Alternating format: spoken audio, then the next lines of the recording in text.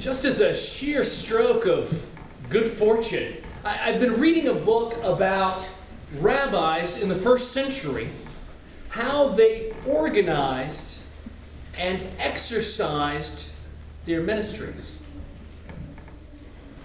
The book is called Meet the Rabbis, and it's by a scholar named Brad Young. And he's gone to great pains to illuminate what life was like as a first century rabbi. In particular, those rabbis that assembled disciples and allowed their disciples and encouraged their disciples to work with them as a kind of school. And what Professor Young does is examine the New Testament and bring to bear what he knows about the structure and work of rabbis in the first century with what the Gospels say about the person of Jesus. And what he puts forth is that Jesus behaved like the quintessential first century rabbi in almost every respect. It's really a remarkable book, and I commend it to you. But one of the real pieces of good fortune is that Professor Young happens to focus right in on the gospel lesson for this morning. So I'm going to share a little bit about that with you. You see, the rabbis in the first century, in Jesus' context,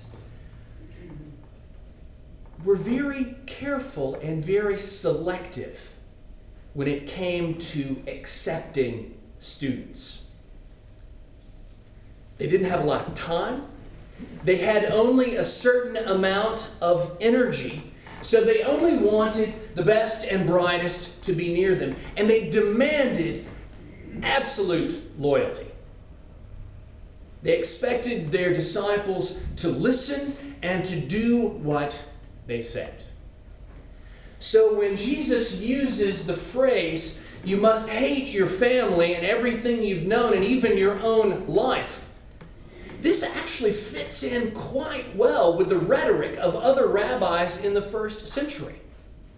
Because you see, when disciples left their families to join a rabbi, it was really to join a new family, an intimate community. And the rabbi ran the community of disciples almost like a family.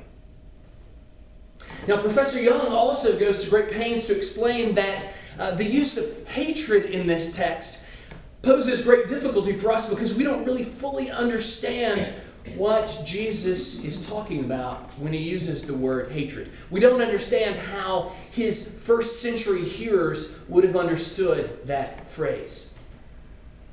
You see, when Jesus uses the word hate in this passage, it's not in the kind of emotional way that we think of the word hate. It doesn't have the same connotations in the first century.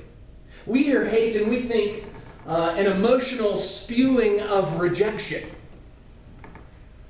But in Jesus' time, in this Semitic sense, it was offered more as a kind of comparison. Young proposes that, in fact, we might read Jesus' words about hating one's family more like when you join your new family, when you follow the teacher, the love you will find there will seem like hatred in comparison to what you've known with your family of genetic association. So it's not really an instruction to hate. It's an instruction to discover a new kind of love that's so radically and drastically different that it will make the love that you knew before look like hate.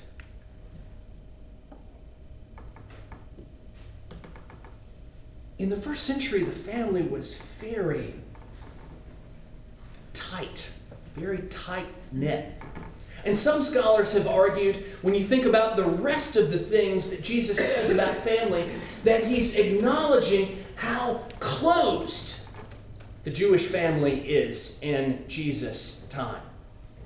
And that what Jesus, in fact, is saying is that the family needs to develop a semi-permeable kind of membrane where members can move in and out of it and not be held captive to it, that they might experience something more. That when Jesus talks about a new family, my brothers and sisters being those that do my Father's will, he's talking about moving beyond the determined life of the Jewish family in the first century to the new kind of life and love and family that he is offering in his ministry. I know it's difficult to sort of rationalize all this and to have all this connect, but there it is. If we can take Professor Young seriously, and if we can really consider the ministry of Jesus, we have to recognize that Jesus didn't spend a heck of a lot of time telling people to hate. He spent most of his time telling people to love, right? So we can only imagine that as he is creating a new life, a new way of love, that he's offering a kind of love that offers perfection to the love that was known before. I wonder if Jesus is calling us out of our families, out of those communities of genetic association, and calling us to emerge into a new life. And recognizing that as children of God, we are just as connected with each other as those we are genetically associated with. I wonder if that isn't a huge piece of the good news, that we are all connected. And it's not about living as little islands in little homes with people that gave birth to us, but that all of the little islands and the little homes and the little communities and cities and towns, in the love of Christ, if they're not called to overlap, to intersect, and to see that overlap as the love of God, the God that created us. It's funny, I think about my own family. I think about my own children who are sitting right there at the 9:30 service, and I look at the two of them, and I oftentimes contemplate what I'm trying to do as a parent. And I'm not sure a good bit of the time.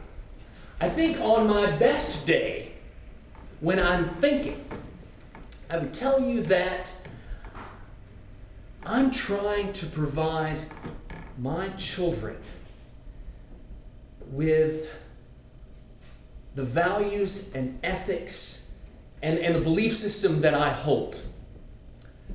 But that on some level, that only happens for a time. And it's about setting them free.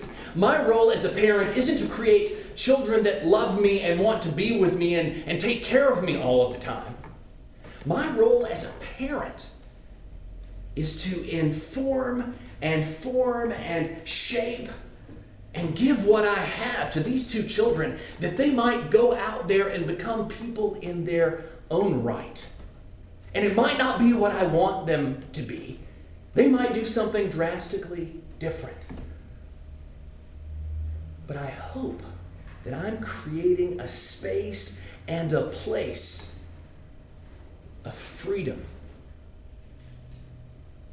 and that they will engage that freedom in their time and God's time, and be the people, become the people that God envisions them to be. It's funny, I think the same way about my work here at St. Columba's, the kind of leadership that I seek to provide. I don't want this to be a cookie-cutter place that is all about what I want it to look like, or what any of you want it to look like, for that matter. What I want it to be is a place where we all know the love of God, hear God's voice, and answer that call in the way that is appropriate for us. That we might become the believers, the followers, the disciples that God desires. I hope we're about freedom. I hope we're about vision. I hope we're about living and loving. And that we have absolute loyalty to our teacher, the disciple. That's what we're called to be. Disciples, one and all. And it's not about me, and it's not about anyone in this room. It's about following the way that Jesus has set before us, knowing it to be love, knowing it to be intersection and life together.